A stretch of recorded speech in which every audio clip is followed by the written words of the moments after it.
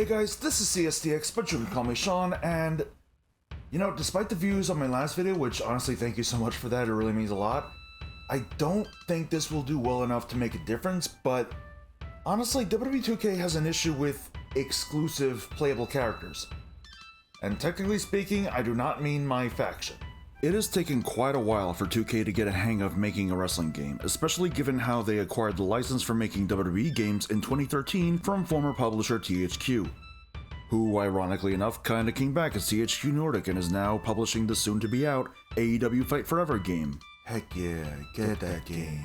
It started with 2K14, which, truth be told, was largely the leftovers from when it was going to be published by THQ, hence why some of the models look a tiny bit outdated, such as Daniel Bryan, and I mean more outdated than usual, mind you. 2K15 was a decent start, even if some matches weren't doable in the game outside of the Hall of Pain DLC, specifically 2-on-1 handicap.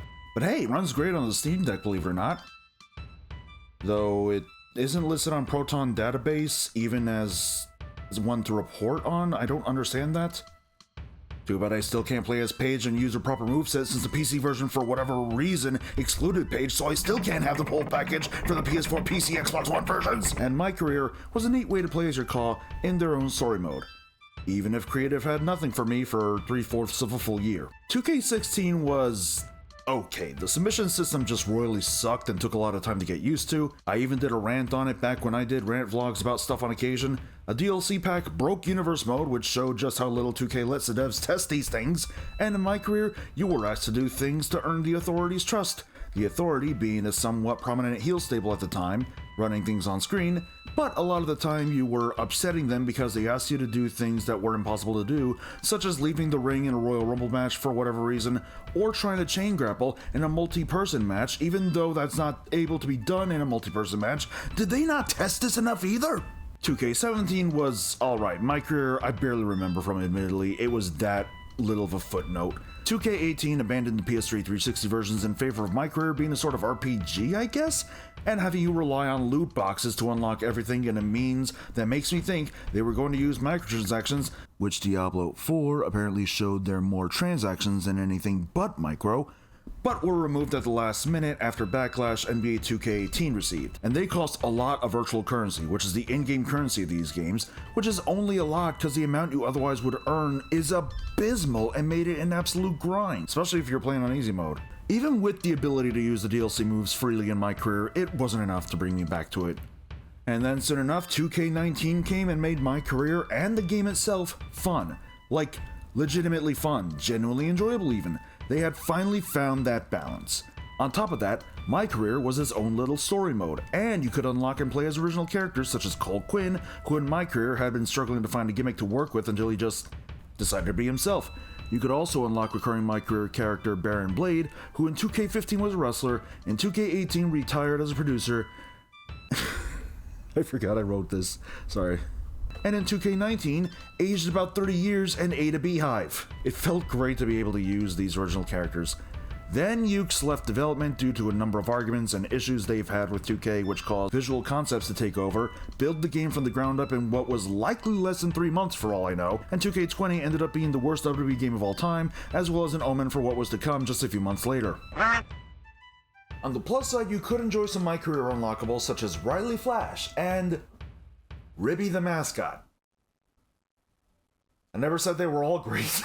However, due to the state of 2K20 and also 2020, 2K21 was cancelled so that they could essentially rebuild the game from the ground up and make sure it was as fresh as possible, with 2K22 coming out and MyRise, which was a replacement for My Career, having all the unique characters not be unlockable. Are you actually serious? Yeah, this is a decision that everyone was critical of, period. We got quite a few original wrestlers, some of which I adore, such as Chase, the underdog of the century, Hector Flores, El Ordinario, which I think was a sort of reference to Sami Zayn's indie gimmick El Generico, which works because the character shows up in relation to a story quest with Sami Zayn and MyRise, is a neat little touch I prefer.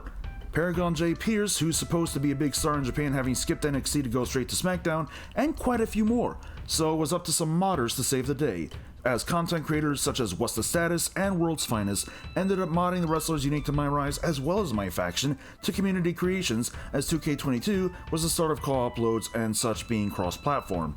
And 2K was surprised at this response and started getting them all removed, to the point that when 2K23 rolled around a few months ago, they actually made it so you could only download certain CAWs that use specific attires of wrestlers as well as models of wrestlers if you unlocked them. Meaning if I wanted to use a CAW based on Triple H from 2003 when he didn't have a beard, I'd have to progress enough in MyRise's The Lock storyline to unlock Jean-Paul Levesque.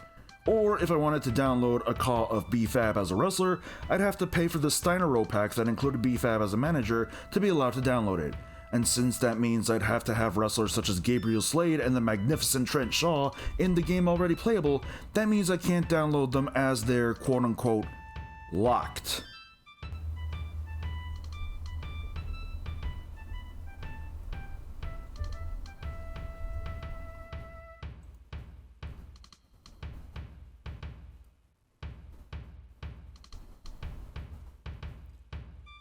Then just make the wrestlers unlockable and available to play in other modes, you sons of freaking assholes! You're going out of your way just to make this harder for you and us, you empty-headed dumb fuck! You are making this insanely overly complicated when it's as simple as just not being a dick.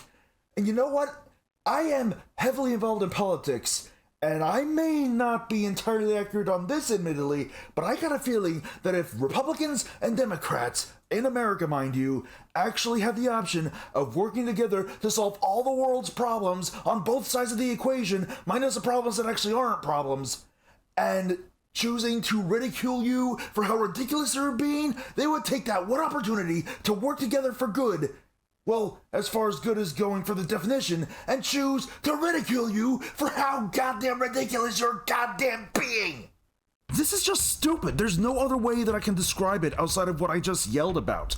And look, when it comes to My Faction, and strictly My Faction, which I already dislike, but going by a business standpoint, I get it. Games are becoming more expensive to make these days because everything needs to look uber realistic and take up 300 gigabytes of space for some reason. Okay, I know that's not exactly the case as far as I know, but this ain't a good thing either way. To the point that even DLC and season passes somehow aren't enough for the billion-dollar company to thrive, so you put microtransactions in the game as virtual currency, which doesn't let the main virtual currency carry over to My Faction for some stupid reason, as well as charge an extra $10 for the PS5, Xbox Series XS versions, which seems to be no different from the PS4 and Xbox One versions. How the fuck? So I can see why they'd issue a takedown of sorts to prevent My Faction exclusive models from making it onto community creations, even though they seem to be popping up regardless, which shows the lock-on downloads isn't about My Faction, at least from what I'm seeing. But with MyRise characters, you aren't losing a penny over them being playable in other modes, so it makes even less sense, or even zero sense, to pull this crap. Do you think Status risked his partnership with you for fun, 2K? Are you that damn short-sighted? By the way, oh geez, I'm still dizzy from the shouting. By the way, I just want to make something abundantly clear. WWE 2K23? Actually pretty good, like, really good even. Like, Universe Mode does not crash anywhere near as much, if at all, as it did for me in 2K22.